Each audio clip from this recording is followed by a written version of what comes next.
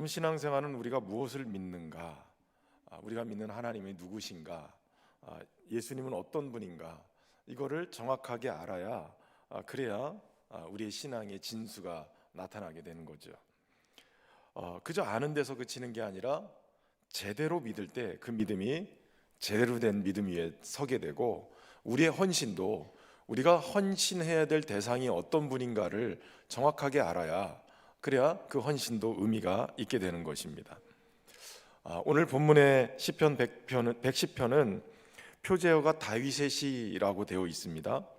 내용만으로 보면 이스라엘의 왕이 기름 부음을 받아서 왕으로 등극할 때 사용된 노래처럼 보여요.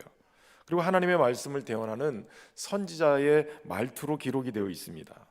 그런데 이 본문이 신약 성경에서는 굉장히 가장 많이 사용된 시편이기도 하고, 예수님도 이 시편 말씀을 가지고 말씀을 또 전해시기도 하셨어요.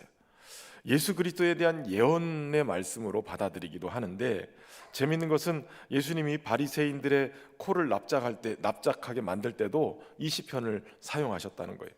바리새인들이 모여서 예수님 앞에 물어요. 너희는 그리스도에 대해서 어떻게 생각하느냐? 그때 누구의 자손이냐라고 하니까 이 바리새인들이 다윗의 자손입니다라고 얘기하죠. 그때 예수님께서 그럼 성령의 감동에서 다윗이 어찌 그리스도를 주라 칭했느냐라고 얘기하는 거예요. 그리고 이 시편을 등장을 시킵니다. 주께서 내 주에게 이르시되 내가 내 원수를 내 발 아래 둘 때까지 내 우편에 앉아 있으라 하셨도다. 여러분, 지금 다윗이 썼다 그러면 주께서 내 주께 이르시되 라고 표현하고 있잖아요. 그러니까 하나님께서 내 주께 라고 얘기하는 이 주가 누구냐라는 거예요. 그리스도가 다윗의 자손이다 라고 얘기를 하는데, 그런데 다윗은 지금 그리스도를 얘기하는 이 내 주라고 하는 그 속에 주님이라고 고백한다는 거예요. 다윗의 자손이라고 하면 다윗이 어찌 후손에게 주님이라고 높이겠느냐라는 거죠. 그러니까 한마디도 대답하는 자가 없고 그날부터 감히 예수님께 묻는 자가 없었다, 이렇게 얘기하는 겁니다. 이게 유대인들에게 오실 메시아는 다윗의 자손으로 오시지만 다윗은 그 오실 메시아를 향해서 내 주라고 그렇게 부르고 있는 거예요. 어떻게 그럴 수 있느냐? 혈통으로는 메시아가 다윗의 혈통으로 왔지만, 그러나 이미 다윗의 혈통으로 오시는 예수 그리스도, 그분은 메시아로 하나님의 아들로 이미 주님이신 거예요. 헬라적인 표현으로 메시아라는 단어는 크리스토스라는 단어를 쓰죠.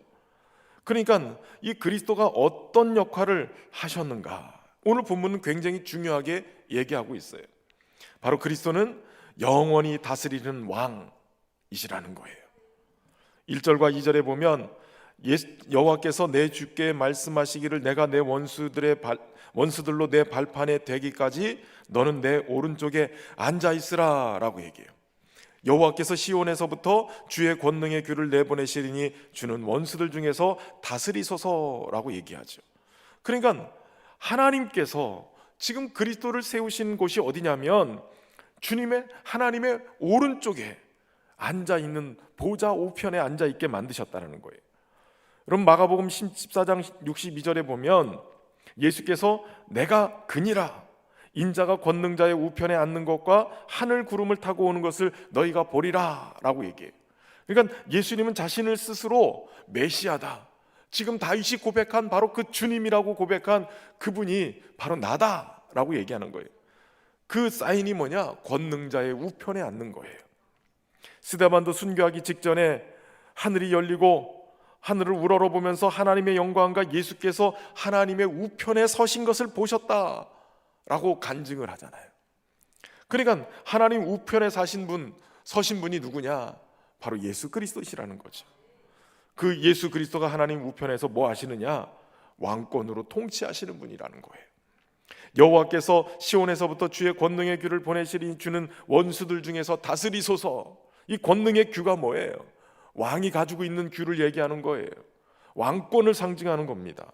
그러니까 하나님께서 예수 그리스도를 모든 원수들이 주님의 발판이 되기까지 권능의 우편에 앉히시고 권능의 귤을 주셔서 통치하실 수 있도록 통치자로 세우셨다는 거예요. 한마디로 얘기해서 예수 그리스도 그분이 왕이시다라는 거죠. 여호와께서는 메시아 우편, 하나님 보좌 우편에,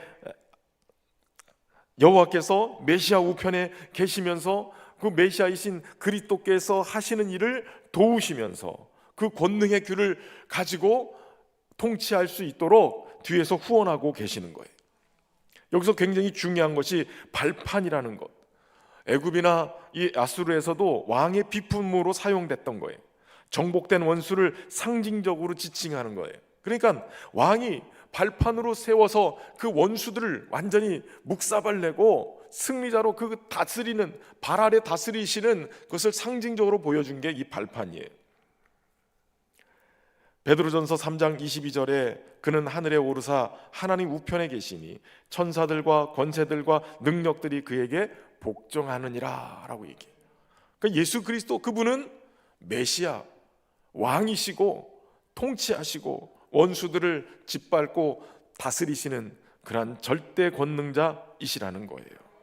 여러분, 이 사실을 믿으시기를 주의 이름으로 축원합니다. 그리고 중요한 것은 5절에서 7절까지의 말씀이에요. 주의 오른쪽에 계신 주께서 그의 노하시는 날에 왕들을 쳐서 깨뜨리실 것이라. 문나라를 심판하여 시체로 가득하게 하시고 여러 나라의 머리를 쳐서 깨뜨리시며 길가의 시냇물을 마심으로 그의 머리를 드시리로다. 한마디로 얘기해서 모든 왕들을 쳐서 깨뜨리시는 절대 권력자이시라는 거예요. 그러니까 이것은 단순히 세상의 왕만을 얘기하는 게 아니라 하늘과 땅 아래에 있는 모든 권세를 주님이 쳐서 깨뜨리실 수 있는 전능자시라는 거예요. 여러분, 우리가 믿고 섬기는 예수 그리스도는 바로 전능하신 분이세요. 그분이 세우신 교회의 재직들은 이 사실을 꼭 믿어야 돼요. 주님은 전능하신 왕이시다. 주님이 통치하시고 원수들을 발 아래 밟으시는도다. 마귀의 권세도 예수 그리스도의 발 아래 엎어지는 거예요. 음부의 권세가 이기지 못하는 권세를 주님이 교회에 주신 거예요. 그러니까 여러분, 재직으로 세워진 것은 최고의 승률, 아니 절대 무적의 왕이신 예수 그리스도 그분의 부름을 받은 자들이에요. 그러니까 어깨를 쫙 웅크리고 쭈그러져 가지고 세상에 쪼들려 가지고 그러면서 살지 말고 어깨 탁 펴고 당당하게 그렇게 나가시라는 거예요.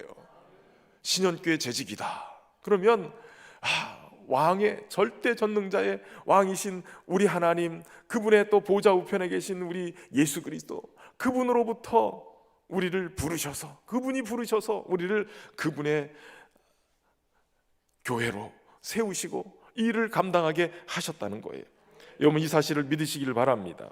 세게 때리다, 때려 부수다, 이런 의미를 가지고 있는데 아주 치명적이고 공격적인, 결정적인 공격을 하는 것을 담고 있어요. 원시복음이라고 얘기하는 창세기 3장 15절에 얘기하잖아요. 뱀의 머리를 너는 상하게 할 것이고, 이 뱀은 그저 그 여자의 후손의 발뒤꿈치를 물을 뿐이지만 아주 이 여자의 후손은 뱀의 머리를 아예 짓이겨 버릴 거라는 거예요.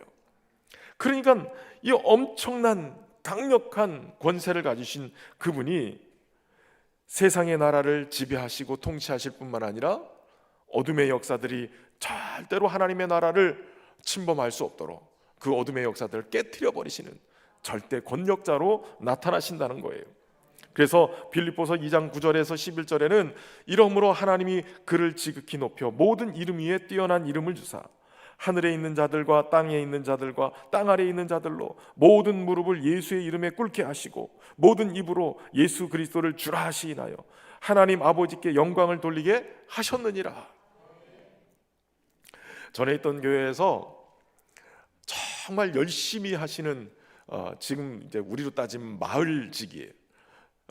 그러니까 지역장이 그 구역이 있고 구역에 한 8개에서 10개를 한꺼번에 묶어서 지역을 만들고 그 지역에 6, 7개를 교구로 묶었어요. 그러니까 교구장 정도 되면 적어도 한 40개에서 50개 이상의 구역을 통과를 하는 그러한 분이세요. 권사님 한 분이 그걸 다 맡았는데, 이 권사님이 얼마나 열심히 하시는지 지역장 권사님들을 매주마다 자기 집으로 부르세요. 매주마다 불러서 매주마다 그 구역의 식구들의 여러 형편들을 돌아보면서 기도 제목을 받아요. 그러면 기도 제목을 받아서 매주마다 뭐 하느냐? 기도회를 하는 거예요. 하나님, 여기 교구에, 여기 지역에, 이 구역에 이 식구들이 이런 기도 제목이 있습니다. 그리고 우선 그것을 놓고 7개 구역 저 지역의 지역장님들과 함께 통성 기도를 하는 거예요. 제가 그 교구를 맡았어요. 뭐 2, 3년에 한 번씩 이렇게 돌아가면서 그 교구를 이제 다 이렇게 돌아가면서 맡게 되는데, 제가 거기를 딱 맡았는데, 목사님, 우리가 이런 기도 모임을 하고 있는데 이거 괜찮은가요? 그 기도 모임 한다는데 괜찮지 않을 게 어디 있어요? 기도 모임 한번 하세요. 얼마든지 하십시오. 그런데 목사님, 이 기도 모임 할 때 목사님 오셔서 말씀 전해주시고 기도도 한번 인도해 주세요. 세게 좀 기도해 주세요. 저는 그거 되게 좋아하거든요. 그래서 그럼 제가 한번 가겠습니다. 그럼 어떤 상황인가도 또 봐야 될 것 같고, 전에 이 교구를 맡았던 목사님이 어떻게 또 하셨는지도 또 알아야 될 것 같고, 그래서 싹 찾아가 봤어요. 이제 상황 파악을 하기 위해서. 그랬더니 정말 기도 제목 받아가지고 같이 모여서 찬송하고 기도하고 얼마나 열심히 하시는지 그렇게 기도하는 거예요. 그러면서 그러니까 제 가슴도 막 뜨거워지는 거예요. 그래서 그 교구장님과 그 지역장님들과 함께 같이 통성으로 기도하는 거예요. 같이 뜨거워지는 거예요. 여러분, 성도들이 기도하고 성도들이 뜨거워지면요, 목사는 미쳐요. 만약에 성도들이 뜨겁게 기도하고 막 이런데 목사가 안 미친다 그러면 저한테 보고를 하세요. 우리 목사님들이 이게 좀 약간 이상합니다. 아니, 가슴이 뜨거워질 수밖에 없어요. 그렇게 해서 함께 기도하는데 얼마나 그 모임이 은혜가 넘치는지. 이미 교구장님이 은혜를 받았고요, 이미 지역장님들이 은혜 받으니까 구역장님들이 안 받을 리가 없잖아요. 그냥 구역들이 얼마나 활성화되고 은혜가 되는지. 우리로 얘기하면 사랑방 모임이 뜨거워지기 시작해요. 이미 교구장님이 다 기도 제목 받아가지고 다 연락들 취하고 기도하면서 알고 있으니까 집집마다 신방을 다 다니시고, 그리고 나서 이게 감당이 안 될 때는 저한테 보고를 해요. 목사님, 여기는 목사님이 가셔서 신방하셔야 되겠습니다. 그래서 제가 교구 담당 목사로 가서 그런 교구는 가가지고 신방을 하는 거예요. 특별히 영적인 문제가 있거나 굉장히 풀기 어려운, 그런 감당하기 어려운 문제들은 가서 하는데, 어떤 때는 목사님, 여기 그 집에 세신자 집이 있는데 그 세신자 집에 처녀가 있는데 이 처녀가 글쎄 집에 맨날 귀신이 보인다는 거예요. 이 귀신을 보인다는 이 사람이 이게 자꾸 그것 때문에 자꾸 헷갈려하고 힘들어하는데, 이거 목사님 어떻게 하면 좋겠습니까? 목사님 신방해 달라고. 제가 그때는 40대가 아니죠, 30대였어요. 30대. 제가 그때 30대 중반 정도 됐을 때예요. 근데 오라는 거예요. 그럼 어떻게 해요? 목사 자존심에 저도 귀신이 무서워요 이런 거 못 하잖아요. 그러니까 권사님들이 기도하시는데 그거 얼마든지 할 수 있죠. 그래서 제가 머리를 굴린 게 뭐냐면, 우리 교구에서 기도 제일 세게 하시는, 기도 파워가 제일 강력한 권사님을 불렀어요. 교구장님 부르고, 그리고 또 그 구역 거기에 지역장님들 부르고, 기도 정말 열심히 하시는 소위 성령파 기도파 권사님들 다 불러놓고 갑시다. 갔어요. 가고 한참 보혈 찬송 부르고요, 그리고 한참 또 통성 기도를 시켰어요.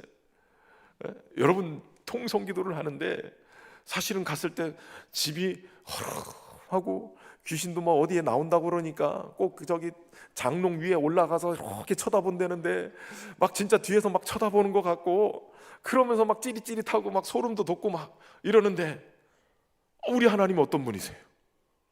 우리 예수님이 어떤 분이세요? 귀신을 명예서 쫓아내시는 분이세요. 우리는 예수님의 보혈의 공로로 모든 죄를 사함받고 예수 그리스도의 거룩한 옷을 입은 자들이에요. 예수님의 이름에 권세가 있어요. 하늘에 있는 자들과 땅에 있는 자들과 땅 아래에 있는 모든 자들이 그 무릎을 예수님의 이름에 무릎을 꿇게 돼 있는 거예요. 예수님의 이름에 능력이 있잖아요. 그러니까 막 통성 기도하고 그러고선 기도했어요. 귀신이 나갔는지 안 나갔는지 몰라요. 근데 그렇게 뜨겁게 기도하고 그러고 돌아왔어요. 그랬더니 그날 저녁부터 귀신이 어디 갔나 없대요. 안 보인다는 거예요. 그렇게 두려워하던 그 처녀가, 그렇게 그 청년이 은혜를 받고요, 그러고 열심히 믿음 생활하더니 어느 날 여의도 순복음교회 청년하고 눈 맞아가지고 결혼했어요. 직분자 가정에 시집을 갔다는 거예요. 잘 살고 있나 몰라요 지금. 여러분, 기도하는 하나님의 백성들 무엇을 의지해야 돼요? 우리의 왕이신 예수 그리스도, 절대 통치자이신 예수 그리스도, 그분의 왕권, 어떤 왕들도 다 쳐서 물리쳐 버리시는 절대 권력자이신 예수 그리스도, 그분을 의지하고 살아가야 될 줄로 믿습니다. 우리는 그분의 이름으로 불려지는 사람들이에요. 그렇기 때문에 그 주님의 이름의 권세를 꼭 붙들고 살아가실 수 있기를 주의 이름으로 축원합니다. 그렇게 주변에 위협하던 주변국들을, 군대를 물리치고 정복하시고, 왕은 어떻게 하느냐? 길가의 시냇물을 마심으로 그의 머리를 드신다라고 표현해요. 승리하신 왕이 목을 축이기 위해서 잠깐 고개를 숙였다가 의기양양하게 일어나는, 야, 이제 다 끝났어, 야, 이제 승리했어. 그러고서 물을 탁 마시면서 흐뭇한 표정으로 바라보시는 거예요.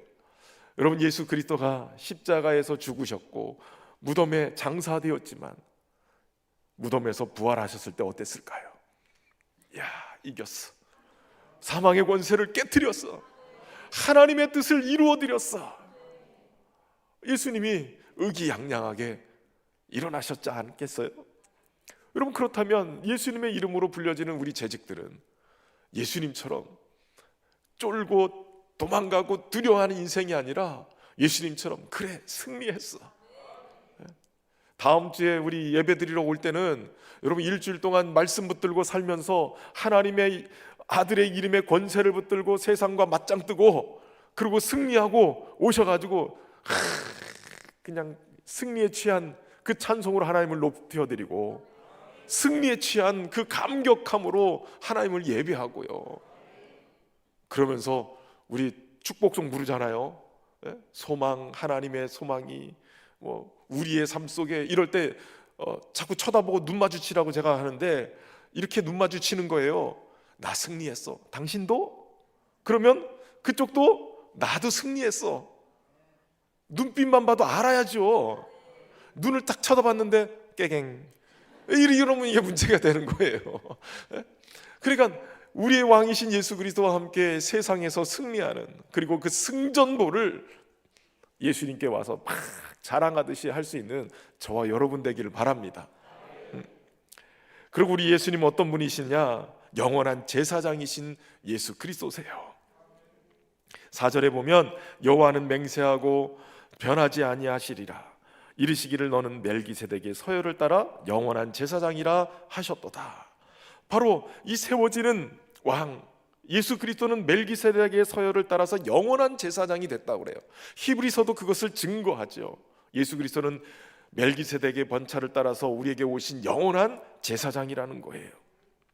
메시아는 바로 영원한 제사장. 여러분, 제사장이라는 말의 뜻은 하나님과 그 백성 사이에 다리를 놔주는 사람이라는 거예요. 그러니까 연결해 주는 사람, 하나님께로 나아갈 수 있도록 다리를 놔서 하나님께로 인도해 가는 사람, 그 예수 그리스도시잖아요.